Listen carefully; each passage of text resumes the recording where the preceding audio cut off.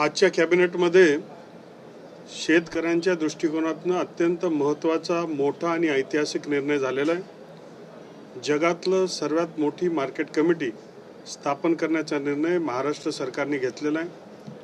देवेंद्र फडणवीस साहेब यांचं सातत्याने शेतकऱ्यांसाठी आपण काही मोठं केलं पाहिजे अशा प्रकारची भूमिका होती आणि म्हणून आपण पालघर इथे वाढवण बंदराजवळ जवळपास 1200 एकरवर इंटरनॅशनल मार्केटची स्थापना पण करतोय।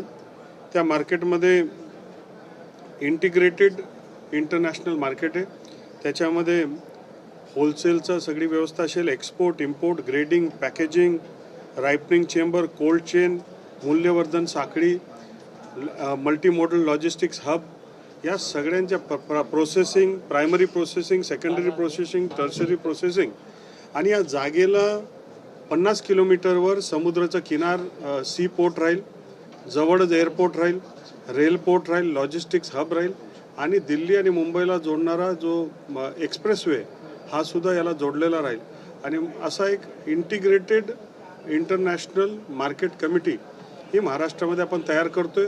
महाराष्ट्राचा जो माल आहे हा पूर्ण जगात जायला पाहिजे आणि म्हणून पॅरिसमध्ये रुंगीस मार्केटच्या धर्तीवर आपण ही मार्केट कमिटी तयार करतोय। मला वाटतं की अत्यंत ऐतिहासिक असा निर्णय आणि पुढच्या 50-100 वर्षात याचा परिणाम आपल्या सगळ्यांना सातत्याने दिसेल। त्याच्यामध्ये काय शेतकऱ्यांना नेमका काय फायदा होणार, कशा प्रकारचं हे मार्केट असेल? हिंदीत बोलू का ना?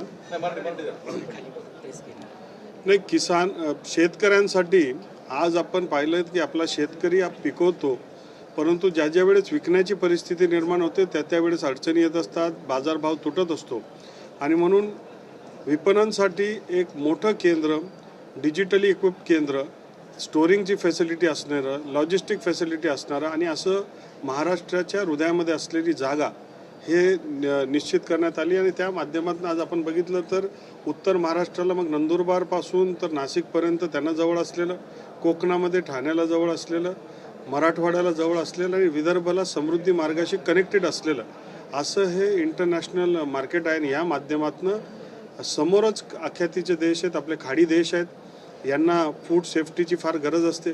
काही $1 बिलियन ते फूड सेफ्टीमध्ये टाकण्यासाठी तयार आहेत। तसा करारसुद्धा सामंजस्य करार त्यांनी भारताबरोबर केलेला आहे आणि म्हणून समोरचे जे देश आहेत, मिडल ईस्टचे देश, यांना 2.5 दिवसामध्ये हा आपला शेतीमाल सगळा पोहोचेल आणि कायमची बाजारपेठ ही आपल्याला पुढच्या काळात उपलब्ध होणार आहे। सर, इगतपुरीच्या बाबतीत एक प्रश्न आहे। इगतपुरी येथे पर्यटक एक कुटुंब गेलं होतं। इगतपुरीचा विषय नाही, मार्केटचा, इंटरनॅशनल मार्केटचा विषय। हाँ, महाराष्ट्र की सरकार में, महाराष्ट्र कैबिनेट में आज किसानों को लेकर एक ऐतिहासिक निर्णय हुआ है। महाराष्ट्र हमेशा अग्रगण्य रहा है और महाराष्ट्र की सरकार ने ये सोचा है, देवेंद्र फडणवीस साहब की सरकार ने ये सोचा है कि विश्व की सबसे बड़ी कृषि उपज मंडी ये महाराष्ट्र में जो हमारा नया वाधवन पोर्ट आ रहा है, वो वाधवन पोर्ट दुनिया का 10वां नंबर का पोर्ट है। पोर्ट लेड डेवलपमेंट के अंतर्गत किसानों का भी बहुत अहम भूमिका है और किसानों के उपज के लिए एक 1100 एकड़ पे इंटीग्रेटेड मार्केट ये स्थापन करने की भूमिका उसमें ली है। उसमें ऑटोमाइड पैकेजिंग, स्टोरिंग, वेयरहाउसिंग सभी चीज़ें रहेंगे।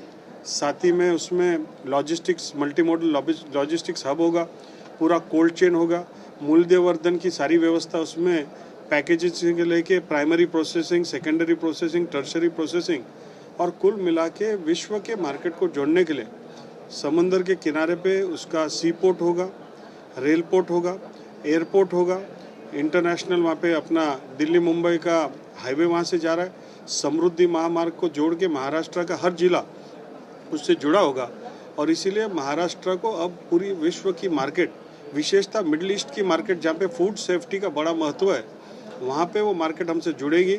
महाराष्ट्र के वाधवन पोर्ट से सीधा दुबई की पोर्ट पे हमारा माल जाएगा और पूरे मिडिल ईस्ट में ये पहुँचेगा।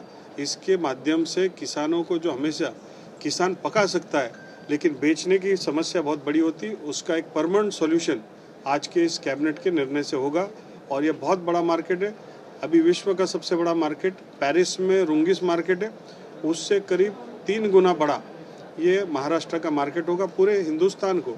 जम्मू कश्मीर से लेके उत्तर प्रदेश से लेके राजस्थान, मध्य प्रदेश, सभी राज्यों के मार्केट, सभी राज्यों की किसानों का उपज ये इंटरनेशनल मार्केट में पहुंचाने के लिए ये मार्केट का बहुत बड़ा अहम भूमिका रहेगी।